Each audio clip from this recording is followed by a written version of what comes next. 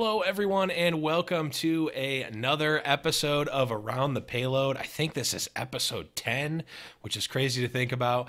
I am your host, Blevins, and with me today is a nice group of ATP rookies. Haven't had a full batch of rookies in quite some time, but let's just jump right in and introduce everyone. To my upper left, right, I don't know what it actually is, but above me is Slambo, host of the Overwatch League Network. What's up, buddy? What's up, nerds? And yeah, I'm excited to be on Around the Payload. This was not the original crew we had slated for this episode, so it kind of went from like a bunch of different names that we had planned on to, like you said, this group of fresh faces and a couple that were plucked right from the top of the pile. So this is going to be an incredibly fun episode. Let's say it now. Yeah. You guys missed the meat and potatoes, which was really the pre-show, but we'll definitely be, I'm sure, referencing that at some point. But with me also here is Mel Arena, podcast co-host on Cavalry Show and Overwatch League Recap. Hello, Mel. Hello, how's it going? It is going great, and a huge thank you, Mel, for coming in at a time of need. Absolutely delighted to have you on as well. We also have here the Monkey Prince, who also came in the clutch, who, of course, if you guys are in the High Noon Podcast Discord, you know how you get all of the awesome like spoilers and facts and everything like instantaneously before anywhere else. Yeah, that's the Monkey Prince. Just I don't know how you do it, man, but you get everything out like as fast as like faster than humanly possible. Yeah, I just have way too much free time. And last but not least, we have Nick Diorazio. I think I said it wrong, but that's fine. Who's game journalist and esports manager for InVen Global. What's up, man? Hey, man, you absolutely killed it with that name pronunciation. Like, I'm seriously floored. I'm so happy that I could do it. that. But we have a lot of topics to talk about, and I know we've got I'm just looking forward to the after show, but let's jump right into round one. Round one, capture the objective. And right before we go into round one, actually, let me just explain to anyone who is new here, a new listener, we're going to be going through a bunch of topics in Overwatch League, and everyone's going to talk about it kind of like around the horn on ESPN, but definitely legally different ESPN. So get your NDA, get your cease and desists away from us. And I'm going to be giving out points arbitrarily and for my own pleasure. You're going to hear a sound that sounds kind of like this. And that is someone getting a point for you audio listeners. It is not you forgetting to play your quick play match because competitive is down. But let's jump right into this and start. One of the big topics this week was Philadelphia coming out of nowhere and really kind of crushing this week. They 4-0, 4-0'd, getting the High Noon bump because Tucker Roberts was on High Noon Podcast. Subtle, not so subtle shout outs and humble brags there. Using the High Noon bump to the extreme. But the most shocking thing of all here is that we saw EQO in for the first time, and he was dominant. So, Monkey Prince, is EQO the real deal here for Philly? I would say he is the real deal. So when we first started that game against Boston, we saw EQO in. We were like, what is happening? Why are you going to bench Shadowburn when he's been just an amazing player for forever? And so you look... However, I was like, we're going to give him a shot. We haven't seen him yet. The only time we've seen him before is at the World Cup. He played for Israel. So I gave him a shot. The game started, and he just popped off. Like, and not only is he an amazing Genji, which, Shadowburn was already, so that wasn't really important, but he's an aggressive Genji. So Shadowburn plays a very passive style Genji. So he holds his blades for a long time. He sort of stays back and pokes. But EQ is very aggressive. He dives in deep, which fits very well with Philly's style. Fraggy and Poco are aggressive tanks. Carpe is a decently aggressive tracer. He just fits in a lot better with the overall team. And not to mention that he also has a larger hero pool. So he has a soldier. He played the D.Va for a bit. He gives them more flexibility in terms of games. So while So while I say he probably slightly overperformed this week because he went up against a weak Boston and Florida, who are two of the weaker teams right now, I would definitely say he's the real deal, and we'll see a lot more of him in the future. Well, it's kind of tough to call Boston a weak team considering how they did in stage one. They just looked weak against Philly, but that might be saying more about Philly than Boston. But Slambo, is EQO the real thing here? Are we going to be seeing a lot more EQO going into the stage? I mean, you have to believe, whether you want it or not, there was definitely some kind of spark or catalyst that took place with EQ on the lineup. I do agree with you, Blevins, that I don't think it purely was a bad Boston team. I think that's a really good team to put that performance on. At least that's a team that plays as a very tight unit, which really he did a good job of exploiting. He was getting off a lot of Dragon Blades and not pocketing it as much as Shadowburn often does. So I think that, you know, right there, it's a little bit more. Oh, I think Slambo died in quite possibly the greatest facial expression ever. Oh, he's back. Oh, what happened? You cut out. You cut out for a little bit, and it was at quite possibly the funniest possible face ever. Someone please clip that. But that always happens to me. Yeah, you were just talking about. I see it. You're talking about you were talking about EQO being an aggressive Genji compared to Shadowburn. Got it. Yeah, I don't know what part I cut off, but essentially it's really that compliment that he does to the other tanks that makes it worth it. To the tanks and to Carpe. I think Carpe really complimented that aggressive style, and I really just think it's more fun to watch. And they needed that spark on Philly. They kind of dropped down a little bit at the end of the stage, so it was good to see them really arc back up with some new blood. Yeah, for sure. Mel, your thoughts on EQO here? Well, I feel like you shouldn't let the first people talk so much because they take all the points. But that's fine. No, I mean, I think it's great. His tendency for aggression is much more, it fits much more with the Philly play style. I think that he came in, and whether or not he was better than Shadowburn, he gave them a one-up and made them feel like a new team, which they definitely needed. They showed a lot of really great times where they showed us like, oh my gosh, you're amazing. And then the next week we'd be like, you are not amazing at all. I don't know what happened. Yep. And I mean, they were fairly consistent. Again, it was just 1 week, but they were fairly consistent this week with producing a really good performance each game. Yeah, I've called Philly the Dr. Jekyll, Mr. Hyde team a number of times. But Nick, last thoughts here on EQO and Philly's performance this week? Yeah, I don't think he's like the real deal. I think Shadowburn is a better a Genji. However, I think that he's definitely, his presence on the team helps.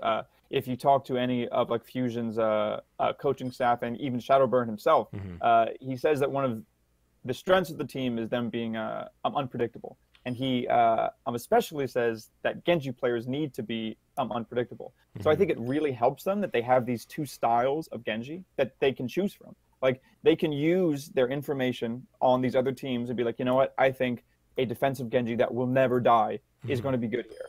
Or they could be like, you know what, this team, I think I'm better than them. Let's overrun them. Let's play our aggressive Genji, and let's just go for these kills. Let's just go for these sweeps. So, like, I don't think that he replaces Shadowburn at all. Like, really, Shadowburn is like an artist on Genji, but I think he really does allow Fusion to be more flexible in their strategies. Yeah, it's almost like having two separate heroes, even though they're playing the same hero. Good points there. But moving right along, let's talk about the elephant in the room with EQO being such a big presence here. Shadowburn didn't play, and if you would have told me basically at any time during stage one, hey, week one of stage two, Shadowburn's not going to play, I'd been like, oh my God, is he okay? Did he die? But of their own volition, did not play Shadowburn, and EQO really stepped up. So Slambo, the question here is, what's the deal with Shadowburn? Do they deal him away? Does he sit on the bench? Does he come in different spots? What's going to happen with Shadowburn here? Well, I mean, you think that the obvious answer is that this may just free him up to focus more on his projectile play, maybe some more Pharah. He's played a little bit of junk. He's dabbled in McCree, but it's not been that impressive. So are they trying to get him to maybe give him space to have more time to work on those projectile heroes? I don't think so, but I could see that happening. I think that this is another psychological move here to possibly light a fire under him too. You know, this younger kind of all-star player steps into the light, has a couple of really flashy games, you know, one against a lower tier team and then one against a middle of the road team. And it may kind of spark something in Shadowburn to fight back for his spot, or I don't know, at least that's what I could see happening. I think that would be something I would like to see. Unfortunately, what probably is going to happen, regardless of all my speculation and wants and wishes, is that he's probably going to look to be traded here in the future. I think a lot of teams need a core Genji player, regardless of his style. I'm not sure they can afford to just have him sit on the bench and kind of be used in that backup capacity. They may be able to get a pretty good trade involved and be able to bolster a backup or a different, like, off tank or a different support.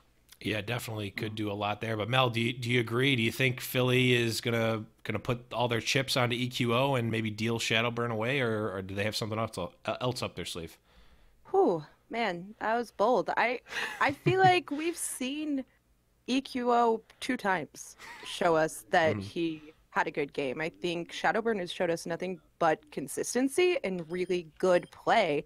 Now, maybe it didn't fit with them 100%, but it was still consistent. And if they can get more consistent as a team, I think Shadowburn does have a place on that team.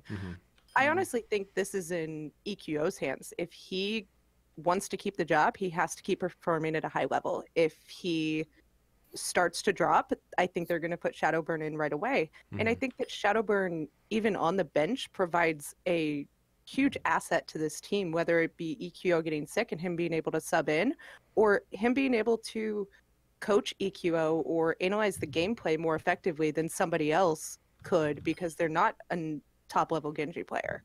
And, you know, maybe him watching EQO will make him a better player and give him that balance that he needs between conservative and aggressive. Maybe he can find that sweet spot where he's not overly aggressive, but not overly conservative either. A lot of good points. Nick, do you think that Philly can afford to keep 2 top-level Genjis on their squad? Yeah, actually, I would honestly love it if Shadowburn could just play a Sphera.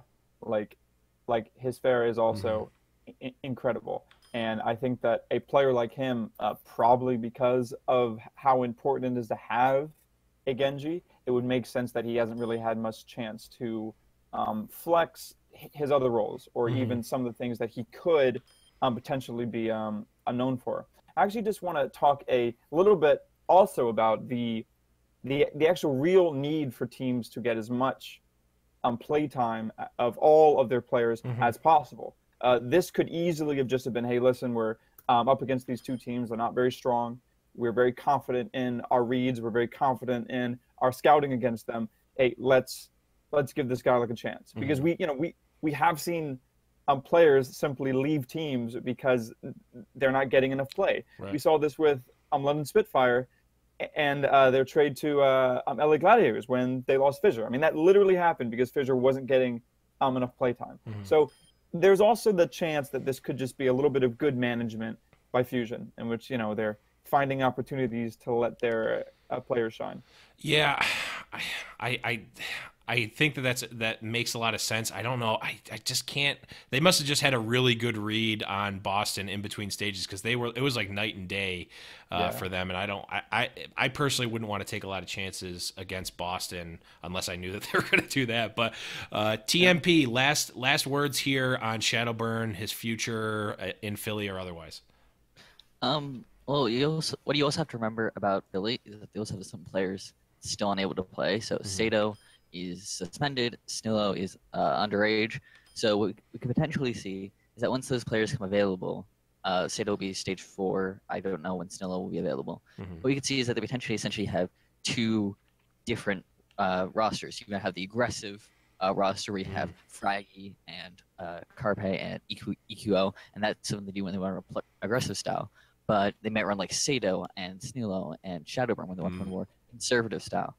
And with the also another reason I think they keep Shadowburn is that does a lot of them play internal scrims, because they're one of the teams they're now the only team. Actually, no, there are a couple others, but Philly's one of the only teams with full 12 players. And so what this means is that when you have two amazing Genjis on your team, it means you have, your tracers, both your tracers and internal scrims get great practice against Genjis, and so do your tanks, and so does your backline. So he's extremely valuable in that regard. The only reason I see them getting rid of him is if he is unhappy with his position on the team. True. I mean, if nothing else, if I'm Philly, I don't want to play against Shadowburn. That's for sure. Yeah, he knows all of your strats. Right. He knows all of your strats, and also it's still Shadowburn. I never want to play against that Genji. But let's move right along. We've talked about it before on different shows, and it's been talked about a lot. But this week was especially pertinent for in NYXL's case, and we've seen it happen a couple other times. But not having a backup for a specific position on a team. So Arc was had an accident of some sort. We're not sure on the details, but wrist was injured, couldn't play, and all of a sudden we start to see one of the main tanks for NYXL playing support where because there's just no one else to play the position. So Mel, how important is it for these teams to have replacements and backups in every position?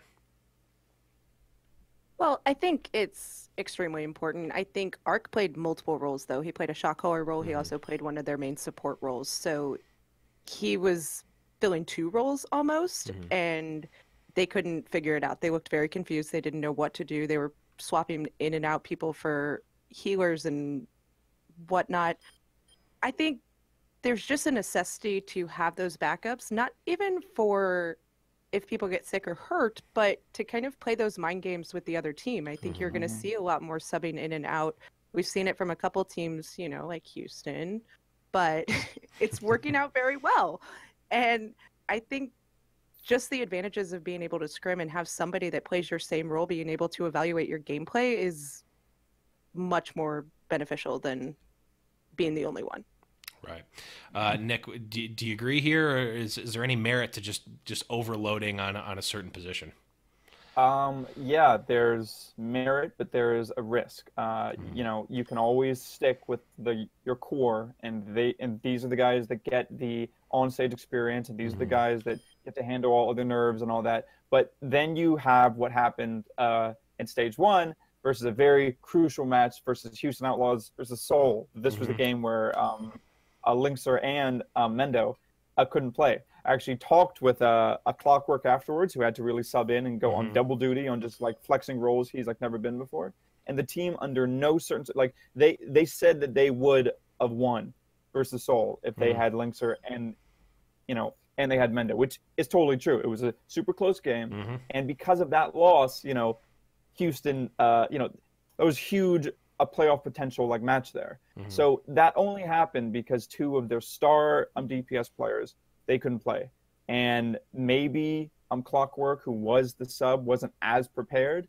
I guess what I'm trying to say is there's always that risk. I think anytime you can have a backup that is just as good, kind of like in the case we were talking about Fusion and their Genji players now, I think that's safe. I think that's really great. And you don't, give away losses, and you don't just give away matches that you could have won because something out of your control. So yeah, it only helps a team. Yeah. Monkey Prince, do you think that we're gonna see this become the standard moving forward, where we're just gonna have basically a fill in for every role? I think it is important to have backups. That doesn't necessarily mean that you have one player is your start player and one player is your sub in player.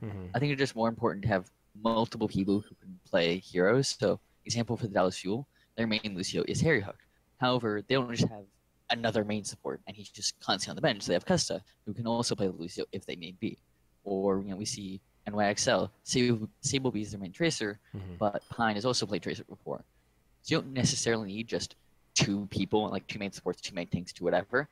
You just need, as long as you have other players who can who fit that whole role and can also play that hero pool if necessary, then you don't just need 12 players, two each.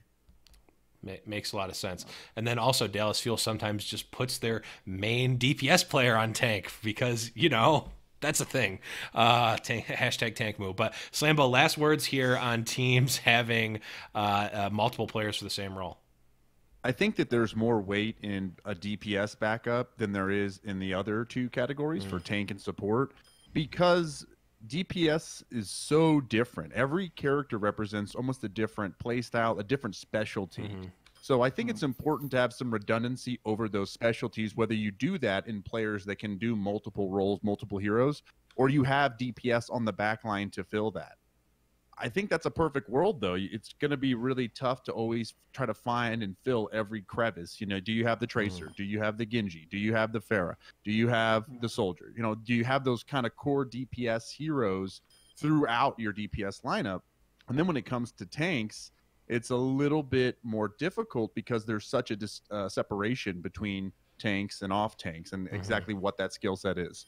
So, and kind of the same thing goes for support. So I guess at the end of the day, I do feel like it's important to have that overlap. But if you're just trying to fill that overlap with backups, people that are on the bench warming up and practicing, that's going to cost your organization a lot more money than if you do the approach that Monkey Prince talked about, is where you find players who can fill multiple roles.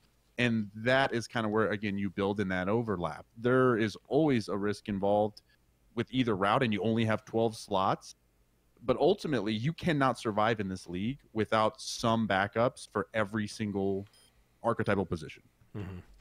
Yeah, definitely a lot of good points in there, and I think we're going to see this obviously get played out and kind of solved moving into the other stages and definitely into the later seasons. But that does bring us to the end of round one, and I know it's become kind of a meme now, but this is a very close match so far. No one has run away with it. One. It's a close one here, folks. But for the audio listeners, let's recap. We've got Monkey Prince at 16 points, Mel at 17 points, Nick with 18, and Slambo pulling ahead with 19 points. So kind of a high scoring game here.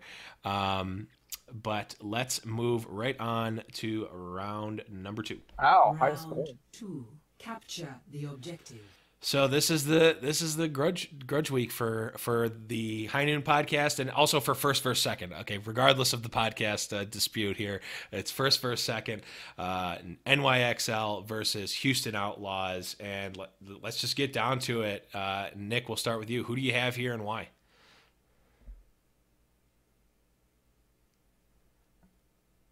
Yeah, so I think when it comes to facing Korean teams, I think Houston is like the solution. Like, I really do think when Houston is operating on all cylinders, not only can they beat these teams consistently, but like, you know, like, it's not a fluke. I think Houston will win this one. I think Houston will win this one because they're going off the positive momentum of beating Spitfire. And if you do that kind of little fan math, well, if Houston beats Spitfire and then Spitfire beat NYXL, I mean, you know, you can put the case together.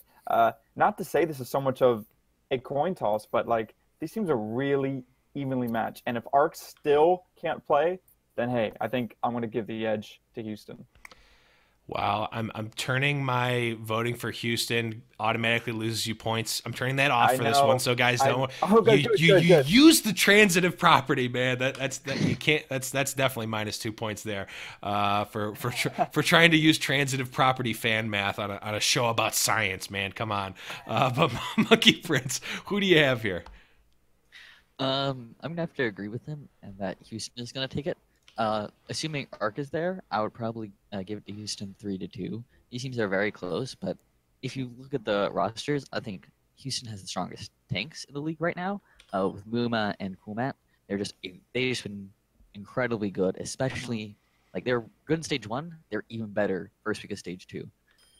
They probably have slightly weaker supports, but they also have, you know, people give Jake a lot of you know. They don't think Jake is good, but he's shown that he's been able to flex to whatever he needs to complement Linkster's playstyle. So if he needs to play Genji, he can do that. If he can play Tracer, he can do that.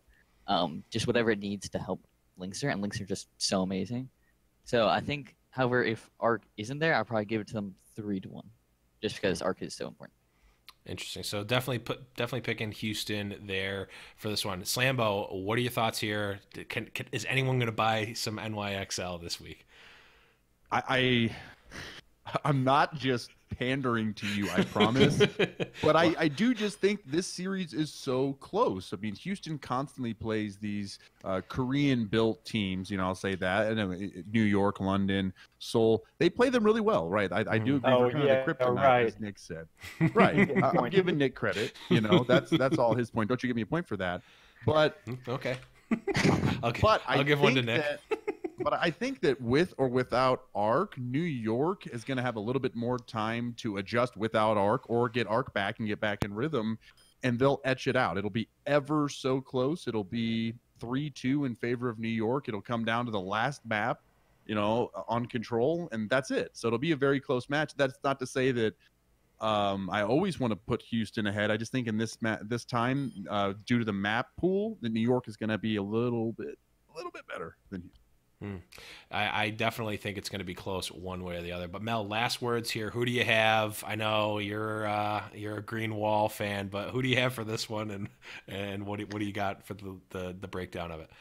Well, at least we end on a positive note here. I'm definitely taking Houston, and I think whether Arc plays or not, I think Arc would give them a better chance, but I think it's ultimately going to be Houston's game.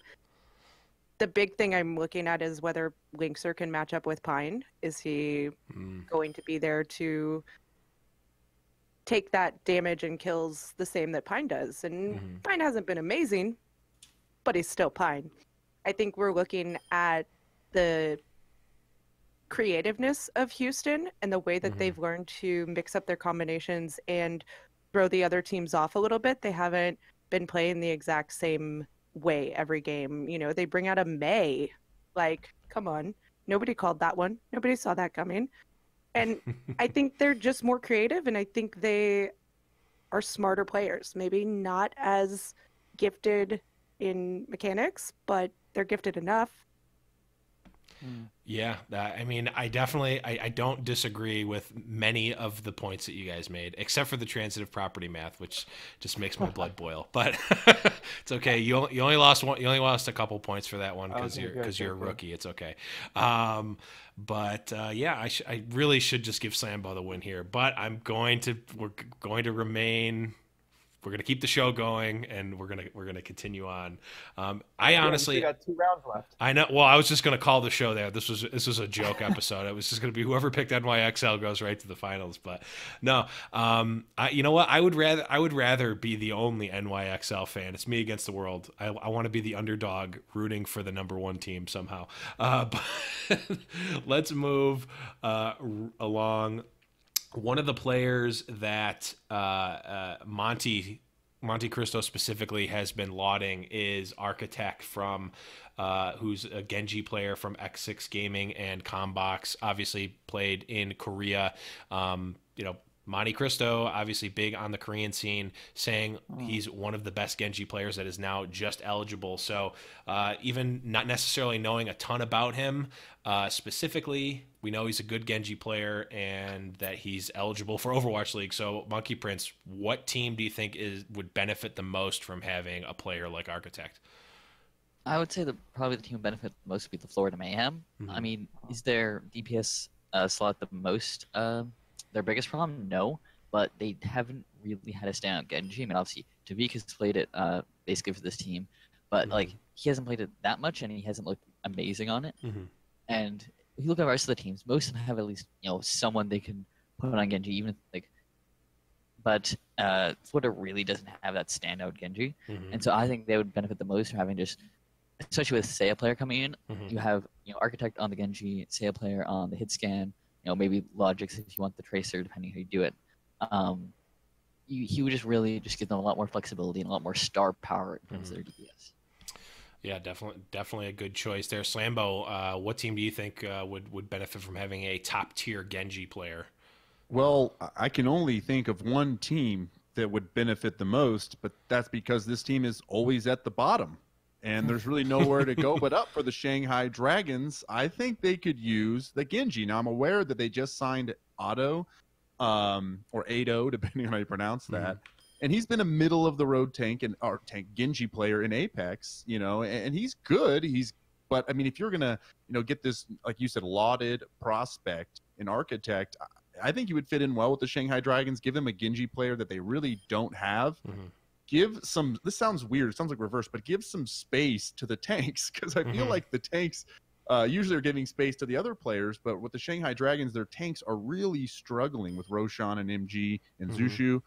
So I just feel like having Architect on that lineup would help the pressure, relieve some pressure from the tanks, and give them a little bit more of space to create space for the rest of the team. It's a cyclical thing to me. So, again, it's kind of a weird pick, but that team really just needs whatever star power they can to try to propel them up in the rankings at all. And I love the Shanghai Dragons like I love a little puppy, but I want to love them like Rudy. I want to cheer for them at the top, not just always at the bottom.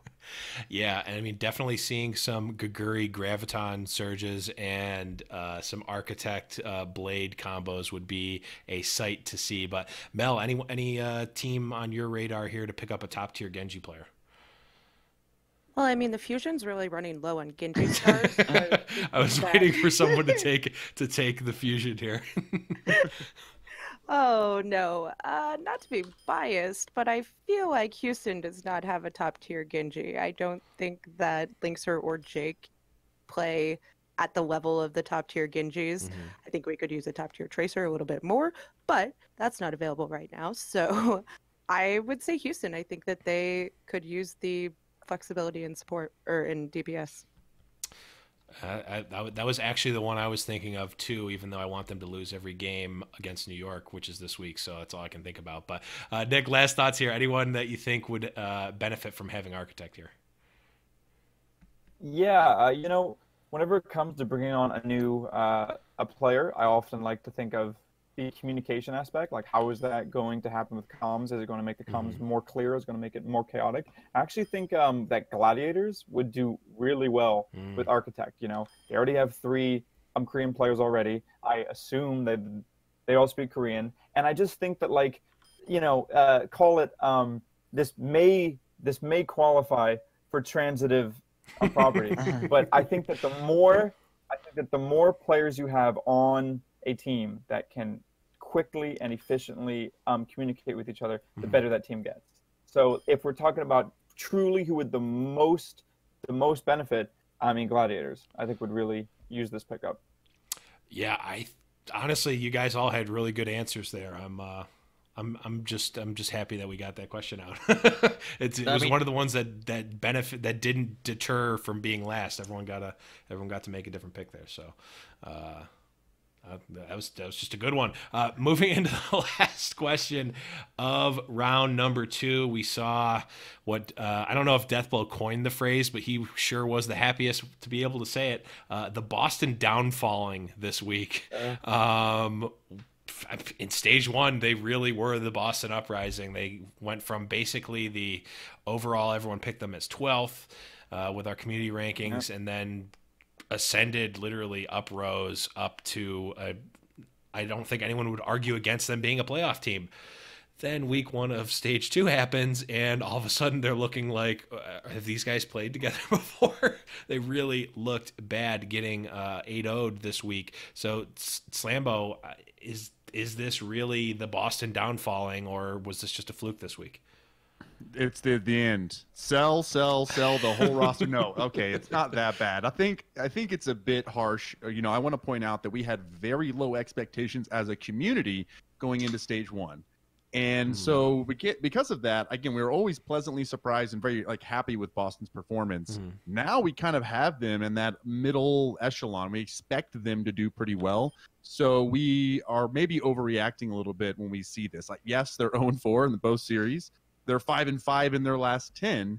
And right now in the standings, they're dead last with -8 in the map differential. So that sounds scary, but it's so early. We're only 1 week into stage 2.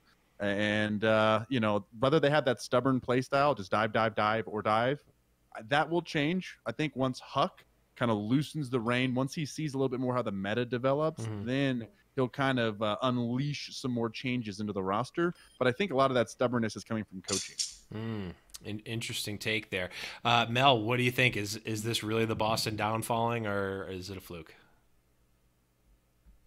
I feel like Boston came out really slow last stage 2, so they didn't start off their first game wrecking it. They it took them a while to build their synergy. And I think we're going to see the same thing this time. I think it wasn't a group of people that played together before, so they focused on one meta and they got really, really good at it. And we saw them get better week by week. So every time we saw them improve and come up with new strategies, kind of adjusting that one composition a little bit to throw people off. But I think it just takes them a little while to get there. I think we will see them, mid-season and beyond. I think they will figure it out and they will get really good. I believe in them. There's a lot of great people on there. I mean, Dreamcasper is not Dreamcasper. They're good. I think they'll get there. Yeah. Nick, what do you think here about Boston and their performance so far? Yeah, a lot of teams talked about when the meta changes, they're going to do better. When the meta changes, they're going to change things. I don't think Boston expected that this meta would make them worse, but I think it is. Last meta was a very, it was a more, a clear game of Overwatch. It was much more unpredictable. You could tell where people were setting up and you could tell where people would be going.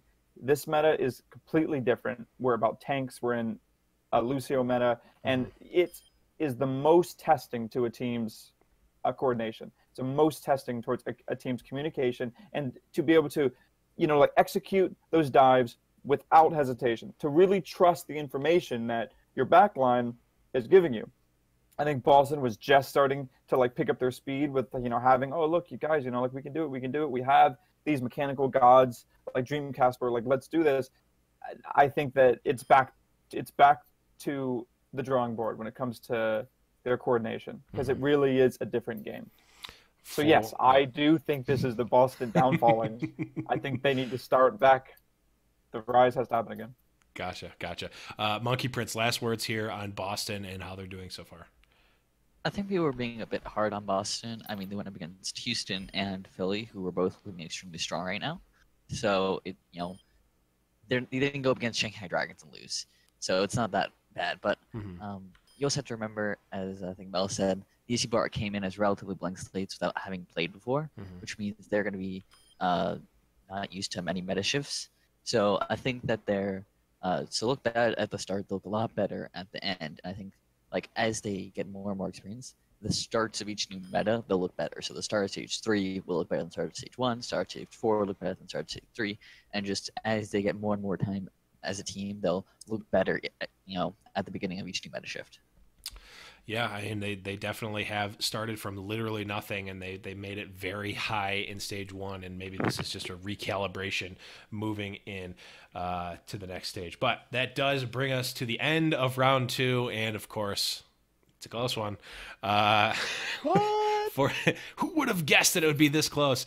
For the audio listeners at home, we have two-way ties so far going into round number 3. We've got Mel and Monkey Prince at 32, and Nick at Slambo at the top at 34 points. So it is absolutely anyone's game going into the third round. For those of you playing the drinking game at home, take your shot now. But let's move on to round number 3.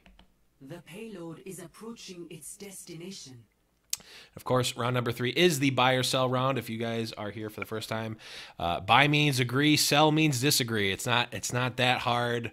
Hopefully. Let's get right into it. So we saw this week Gambler officially signing to the Seoul Dynasty. Gambler being a support player formerly from, I believe, the Luxury Watch, one of the Luxury Watch teams. I could be wrong about that. I think that's true. Blue. Yeah, Right. LW Blue. LW Blue, and now moving to Seoul Dynasty. So Mel, buy or sell Gambler as a support making a big difference here for Seoul Dynasty in this stage? Yeah, I'm going to buy. I mean, I think he plays a top level Lucio, and he also plays Mercy, which is something that they have not had. And I know Mercy is not a must pick anymore, but she has shown really good compositions with, still going on the Pharah, but also going with Widow and being there to damage boost and res Widow if needed.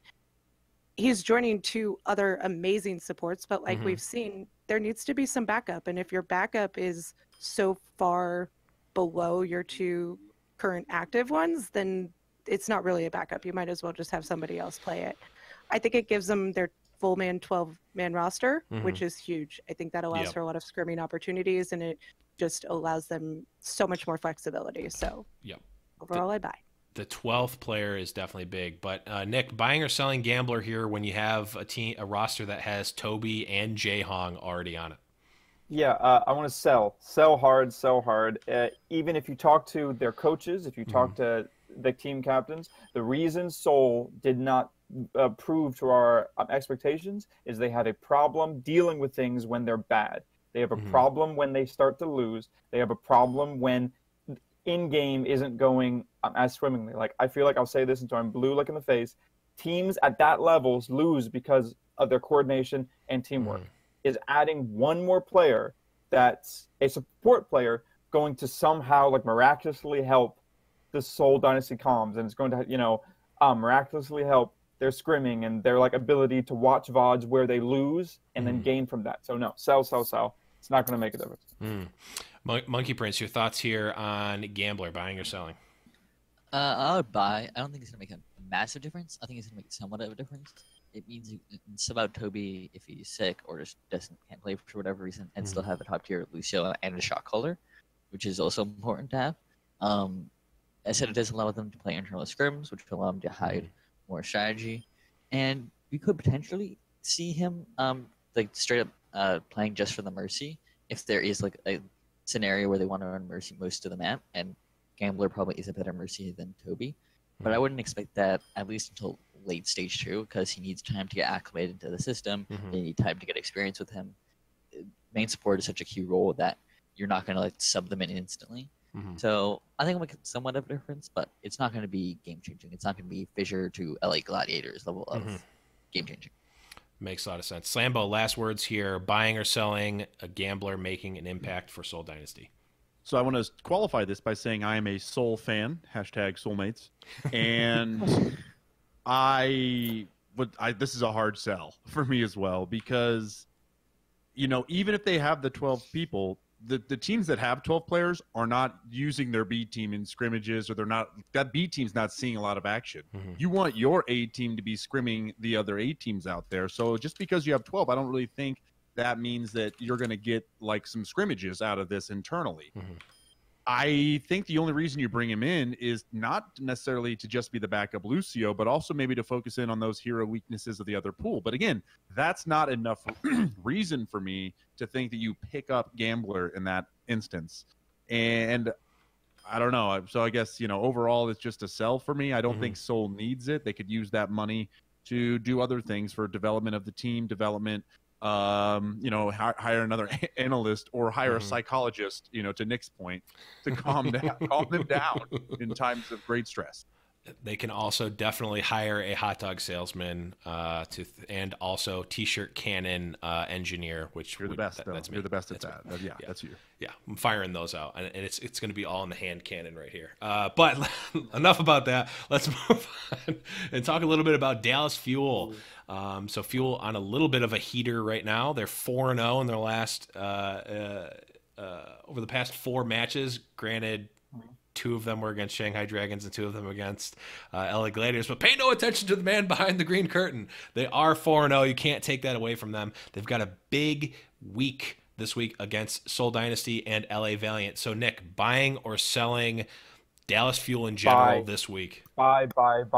Like, I cannot stress the impact that that AKM has on this team. Like, not only just playing, but he has like 100% turned this team around in terms of like their core strategies. I was talking with him, and I was talking with Taimou, and he said, listen, like, he just came in and he said, like, you're doing it wrong. This is how you actually play dive. This is how you actually, use these strategies. Like, this is what the backline needs to actually do. So even if you're not even going to take into consideration that he's the most oppressively insane Soldier 76 in the league right now, he is 100%, I'm turning around Fuel. So yes, buy. Like, Dallas Fuel, this is it. Anyone who's been wanting Fuel to be good, AKM is your solution. Interesting. That is one of the hardest buys I think we've ever had in the series. Hard Monkey buy. Prince, Hard buy. are you buying or selling Dallas Fuel this week? They got a big one. I'm also buying. However, for different reasons, AKM definitely does make a difference. Like he's definitely helps the team. But I think a much bigger factor is XQC. Their tank play was like one of the weakest parts in stage 1, and XQC being back, he's an amazing Reinhardt. He's amazing Winston. He's amazing Rissa. He can play all of them. He's vocal. He just provides a lot for the team and provides a lot of stability. And so this week, especially going against Valiant, who's looked weak these past couple of games, I think, and making weird roster swaps recently, got a new head coach. I think Dallas will look a lot stronger, and with their new roster additions, it just makes them even stronger. So I would buy. Yeah, not quite as hard of a buy, but definitely a buy nonetheless. Slambo, buying or selling Dallas Fuel this week? I'm not sure if Nick was more passionate about AKM as a human and player or Columbo in the future. I still can't figure that one out, so forgive me for triggering here. But I'm going to sell on Dallas this week, and that's only because of the competition they're up against. I'm aware that AKM brings what you say to the table, but I think he's going to struggle to do that against Seoul. Seoul is going to be looking to really prove a point this next week to show that they're still one of the top teams in the league, despite their kind of taper off at the end of last stage. And then I think the Valiant, even though we've seen them not necessarily look great this season against their matchup against Seoul in particular, but the last time they took down Dallas 3-0, so there was a tie, but they did a pretty good job, against Dallas. So I know there's been some change. It's not the same Dallas squad. I think it's going to be closer, but I still think Valiant will pull it out in a 3-2 match. So that's why I'm selling this week, is only because of the competition. I'm still buying on Dallas long-term in the season. Definitely a good analysis there. Mel, last words here. Buying or selling Dallas this week? I'm going to buy Dallas. I think that, like everybody's already said, AKM and XQC came out and kind of revitalized the team a little bit. AKM has brought so much to that team, more than just his mechanical amazing skill, but also his attitude, and they seemed like they weren't getting as tilted when they were losing matches, or not matches because that didn't happen, but when they were losing fights and things like that. The whole crowd booed XQC as he walked out, and he took that with a grain of salt, and I think that that's huge. That's not the XQC that we usually see. I do want to say that I believe Monkey said that XQC brings a lot of stability. and I had to kind of question that. I'm not sure that was the correct word you meant to use there, but he definitely brings something. Yeah, I was going to say a similar thing, Mel. The XQC's attitude being a positive thing for the Dallas Fuel is definitely a what face for me. But right? I mean, his for everything. his contributions on the stage definitely cannot be questioned, because they were quite good. I think fantasy wise, he had something like 127 points in one match or something. So quite a good performance there. But let's move along and let's just keep talking about Dallas Fuel, because it's fun, I guess. Last week we saw, we talked about XQC coming in, Rascal coming in, some people being sick, some people, Custa played for chips. But the biggest thing here, well, maybe not the biggest, but one of the biggest, maybe physically the biggest. Okay, sorry, that was a bad joke. Biggest thing here was Taimou playing tank this week. I feel bad for that, because I'm also fat. But send all of your hate mail directly to @the_Blevins. I'm sorry, Taimou. I didn't mean to dig at you. But Taimou did play tank this week. The tank moo was unleashed. So, Monkey Prince, moving forward, are you buying or selling the tank moo? I would probably sell, just because they already have two main tanks. Having a third one, that seems like a weird choice to do. And if I can quickly go back to the XQC point, so I can slightly defend myself. By stability, I meant that XQC is playing extremely well right now. And if you look at Coco in the first stage, he was very inconsistent in his play. And if you look at XQC, he's consistently performing consistently. He does good on all of the main tanks. And so with XQC out there, I do not see Taimou on tank getting much playtime, simply because of how good XQC is performing. And then you still have Coco on the bench, even if XQC happens to be sick. So I don't see him tank move getting brought out a lot at this stage. Slambo, your thoughts here, buying or selling the Taimou? I'm hurt, the Monkey Prince. I'm not gonna lie to you because this is a hard buy for me. This is one of the most exciting. No, I'm a huge Roadhog nerd and fan, so I think anytime I get to see him flex the Roadhog, I like it. Well, this is much deeper than just the Roadhog. You know, we saw the Winston come out this week against Shanghai, and mind you, I think an okay performance on Winston, but good enough, right? I think what I was talking about on OWLN this week is that Taimou has such a good understanding of what's going on as a DPS player, which makes him, I think, a little bit more of an effective player in a number of roles. It's not just now that he is only a high-level DPS player. I think he has great game sense, and his experience on those DPS only is going to lend to his ability to play tank a little better. I don't think that's going to always be the case for all players across the Overwatch League, but Taimou in particular kind of has that ability, and it shows through. And really, that 13-0 Roadhog performance he had against the Gladiators, that was exciting to me. Okay, that's all I got to say. Yeah. I was going to say, when you brought up Roadhog, I'm like, he's not that... Oh, you're talking about playing Roadhog. Sorry. It's so bad. I'm just digging myself deeper fire, here. Though. You're on fire. You're never going to get an interview with him now. No, I'm not. I never am. Or he's just going to rip on me way more because I'm probably way fatter than he is. But Mel, buying or selling the Taimou here? I'm going to sell. I feel like Taimou's place on the fuel has kind of dwindled. You know, they picked up Rascal, they picked up AKM, they've got some good tanks. Unless he's willing to play that kind of flex role where he can play a DPS or the Roadhog, I think that's what they're looking for. Somebody that can do that, and I don't think he compares or lives up to AKM by any means. So I'm not sure that he's got a starting role. He might be there on the bench, he might be there to sub in when needed, but I think his role in fuel is not necessarily there. XQC came in and just killed it, but XQC might get suspended again, so you know he might have his place back pretty soon. It's true. You can never bet. You can never make a safe bet there. But Nick, last words here: buying or selling the Taimou? Yeah, hard buy. Hard buy. This is not only for a Taimou's future in the Overwatch League, but this helps the team and it helps him. Like, sure, we can all make those jokes about like flick shots and thick shots with Winston. But the thing is, Taimou's greatest role in the team is a shot caller. And the stress of having to shot call and play these hit scans, it wasn't working. If you follow him on Twitter, you know it wasn't working. The guy's confidence was shot. He was demoralized. Now, mind you, he's been to the gym for a month straight. He's meditating. This is all part of the Taimou rejuvenation plan, and I think him playing on take, being able to just calmly shot call and be the team leader that I think he's best at, I think this is really, really good for the team, and it's good for Taimou. So buy. The market's open, boys. Yeah, man, Taimou's been to the gym for a month. Now I'm gonna look like a real idiot. Okay, fine.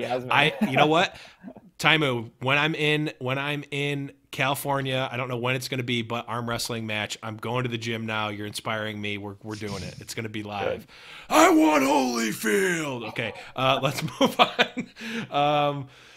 Speaking of weird players playing weird positions, this week we saw Kareev on the Los Angeles Valiant go from support over to DPS, and notably, maybe that wouldn't be the biggest weird thing here, but notably Grim Reality. You ever heard of him? Great McCree player, great DPS from olden times. Just sat on the bench, didn't play. So Slambo, I want to get your thoughts. You buying or selling here? You know, Kareev playing over Grim Reality, and just Grim Reality not playing at all when he had the chance to.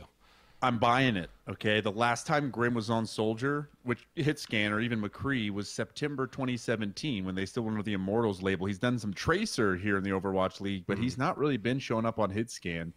I think that Kareev you're able to surprise your opponents a little bit with your compositions. We don't see it all the time, but this gives you that ability to pull out that 3 DPS at times, even with him on the lineup, and experimenting and doing all that stuff. It's kind of good at times when you're playing the right team. That brings me to the point we should take it with a grain of salt. This was against Seoul, or sorry, it was against Shanghai. He did not play against Seoul. Yeah, big important difference there.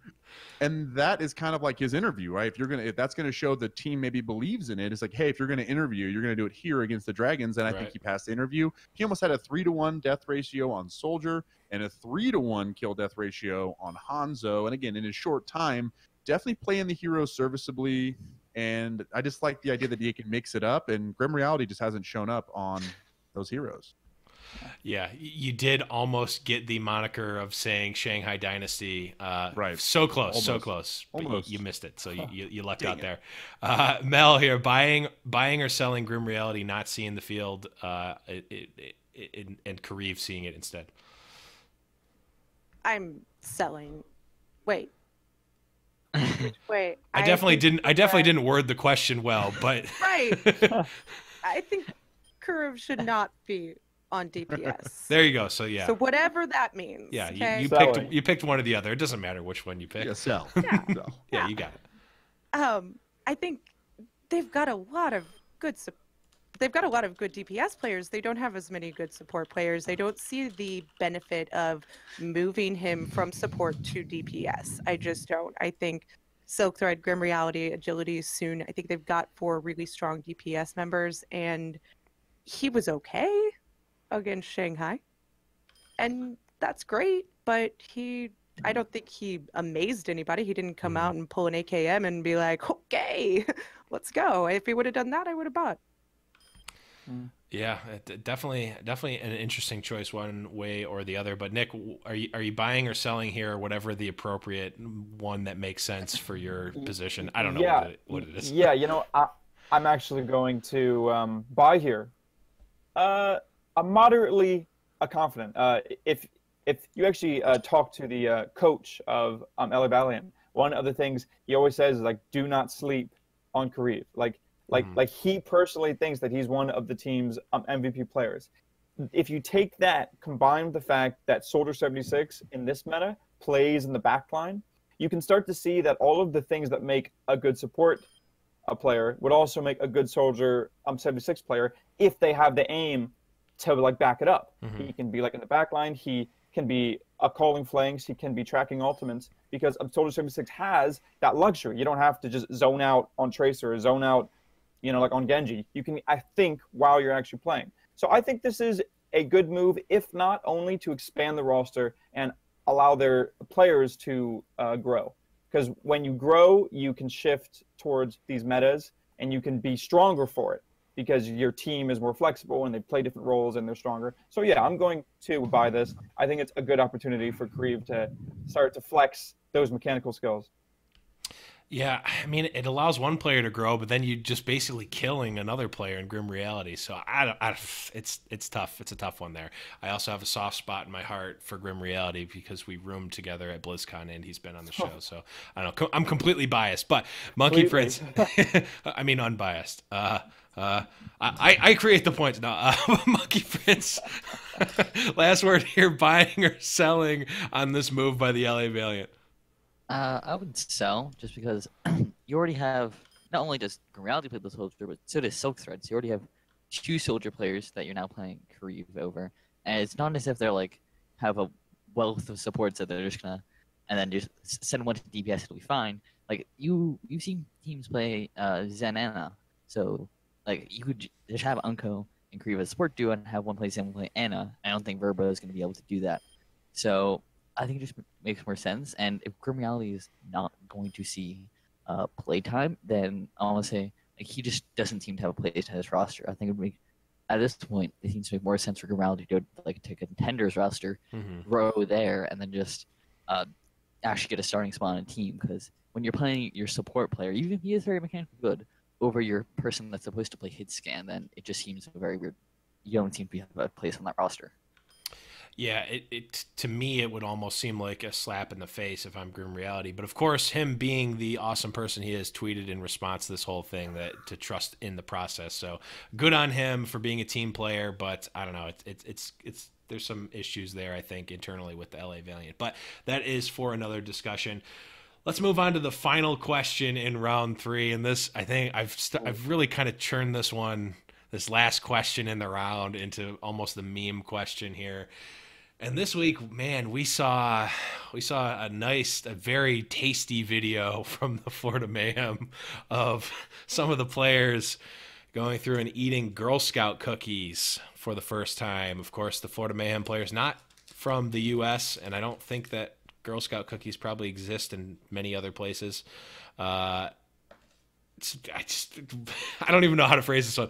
Mel, are you buying or selling this cookie eating video type? Are you buying or selling this type of content, or even this video specifically from the Mayhem? Can I just buy the cookies? Is that an option? Yes, you literally can. Yes, I buy. I think it's hilarious. I mean, come on. I was really upset when they came out and said they weren't going to do their fun walk-ins. I felt like that was what they had going for them, and they stopped doing them. So I'm glad to see that they're getting their humor out in other ways. I think it's hilarious. I will say, when I was at the arena, there was an overwhelming amount of Girl Scouts selling cookies, which was weird. So like, I feel like I know why they got the cookies. They got a bunch. There's a bunch of nerds there that are hungry, and apparently the concessions there are garbage. So yeah, go sell your cookies there. Perfect. Right, and there's no beer, so you might as well have cookies. Yeah, for sure. But Nick, buying or selling this cookie tasting type of video, and I don't even know how to put it. Do you buy or sell this? You know, a lot of teams have their different things they use to get popular, right? You have like the Houston Outlaws and SF Shock and their legion of fangirls. You have the Seoul Dynasty and their whole little K-pop vibe. You know, they're like wearing suits and stuff when they first came out. You know, like, so what does Florida Mayhem have? Well, they're a little absurd. Their colors are a little flashy, and apparently they embrace.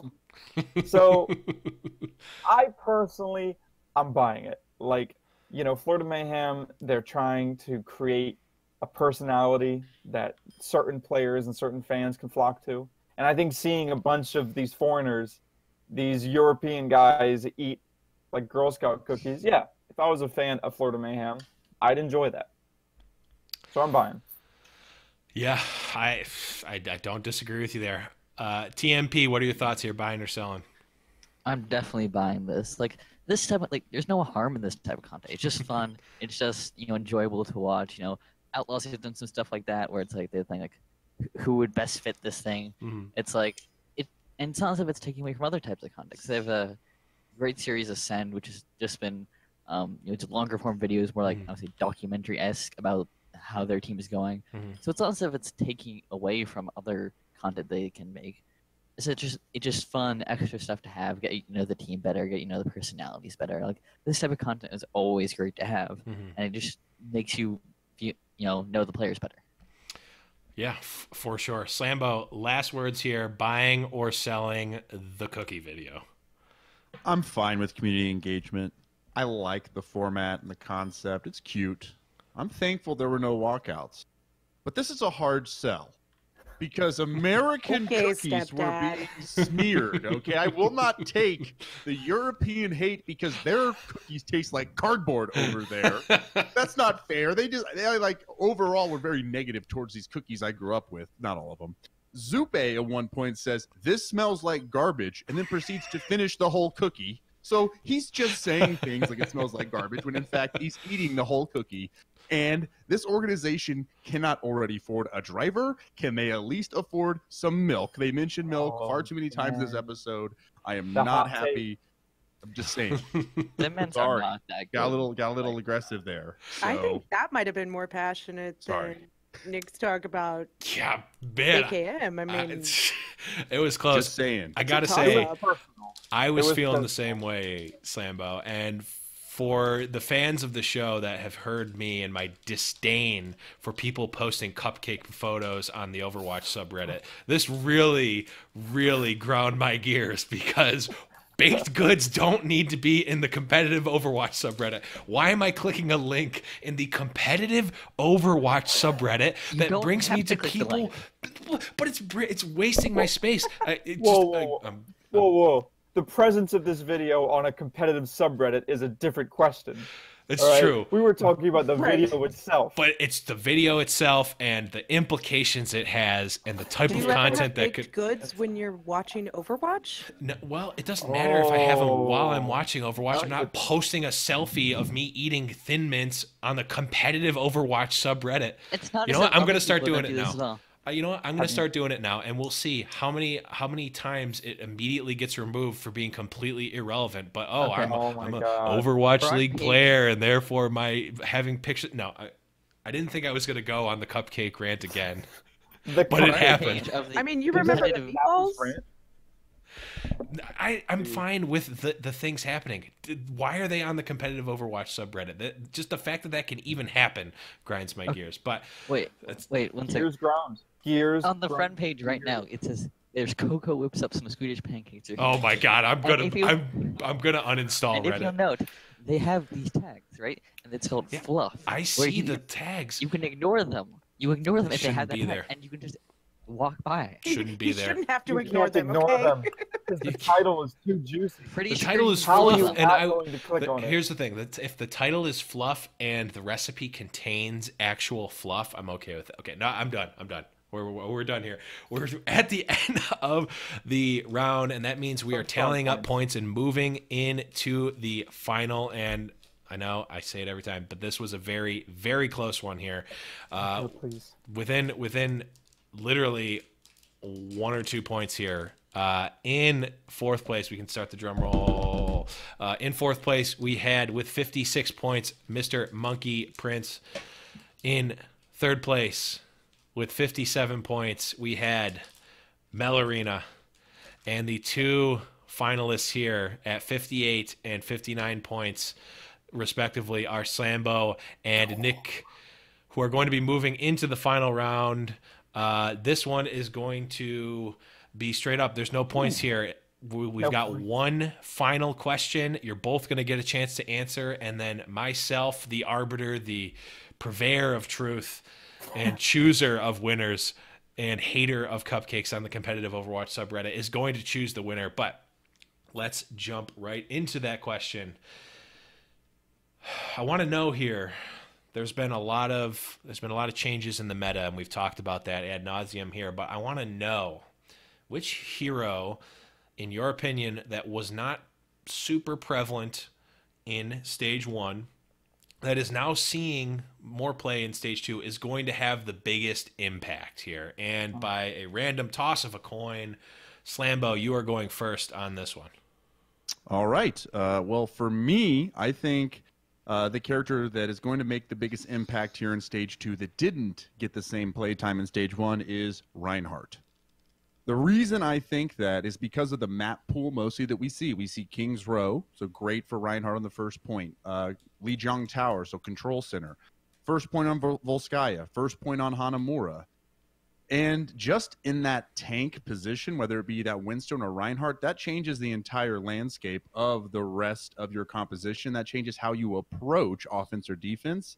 And lastly, I think some of this player movement that we've seen is telling us Reinhardt is going to have some importance as we see Fact Fiction going to Houston Outlaws and Fisher moving over to the Gladiators. I think that there's some writing on the wall that teams also see that Reinhardt's going to have a lot more importance. Right now, his pick rate's not skyrocketed, but I believe it will increase with time. And again, Reinhardt. Yeah. Good pick there. Nick, your choice of hero that's going to have the biggest impact on Stage 2 that didn't have a huge impact in Stage 1.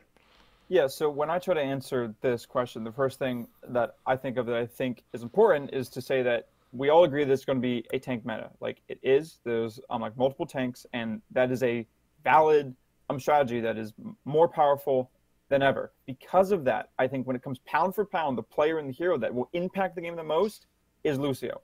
If you have a Lucio player that is bad, that gets picked off, that mistimes his sound barriers, that is how you lose in these tank comps. Like, I think a lot of what drives the ability to even use heroes like Reinhardt, to even use heroes even like Moira, which we see a lot of play, is all on this Lucio player. So personally, I think Lucio is going to be the most impactful hero, and we're going to see Lucio mains and Lucio stars, they're going to see a lot more play on the stage, and a lot of these team fights are going to ride or die based on their ultimate usage and their ability to not die. Man, those were both very, very well put out arguments. Man, this is a tough one. I look forward to doing this, but I actually hate, this is the hardest part of the show for me. But I think my heart says that boop for the boop gods have to be given. Yeah. It is going to be Lucio here.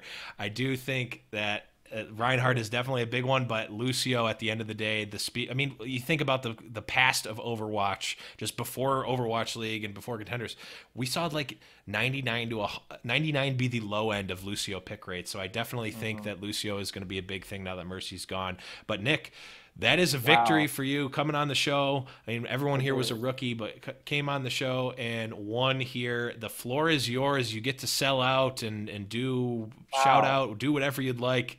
The floor is yours. Take it. Wow. Well, you know what? This is great. First of all, thank you so much to my host and all of my peers here. If I'm really going to shout out almost everything that I've said, if you've ever thought I've made a good point or that I made sense, it's because I draw this information from actually talking to and interviewing the players, the coaches, the managers, and the support staff. And you can literally read all of these interviews on inmanglobal.com. I actually just posted just yesterday an interview with Swoosh from Florida Mayhem, and we really cleared up a lot of the wrong assumptions that people have about his team. So again, if you've liked anything I've said, it's because I just get this information from talking to them. So inmanglobal.com, you should definitely check it out. Follow me on Twitter, which you should follow all of us on Twitter if you don't already. But I had a really great time. This was super fun. And if there's one thing that I know from using a Reddit so much, invisible points that don't matter a lot to me. So I'm really glad that I could win this. Thank you so much, everyone. Thank you so much. Thank you for coming on, everybody. And huge shout outs to Mel and Monkey Prince, who filled in the final hour to really help. And yes, Mel, full conspiracy theory, you're an Outlaws fan. There's no way you're ever winning this one. I'm confirming the conspiracy right now. There was no chance. But guys, that is going to be it. And I will say, I gotta commend this cast who came. Two of you, everyone was a rookie. Two of you came on in the final hour, and you have the best time for a show. This is you guys are the gold standard for how the show should be ran. And I'm not saying that sarcastically. It went really well, but enough patting ourselves on the back. That is going to be it, guys. For Slambo, for Mel, for the Monkey Prince, and for Nick D'Orazio. I am the Blevins. I gotta get that hand motion. I am the Blevins. You can find everything that we do here at the High Noon Productions over at highnoonpodcast.com. All of their cool links and Twitters and stuff are going to be down in the description below. You can follow them there. Make sure you do. But guys, that is going to be it. We will see you guys next week around the payload. Bye-bye. Bye.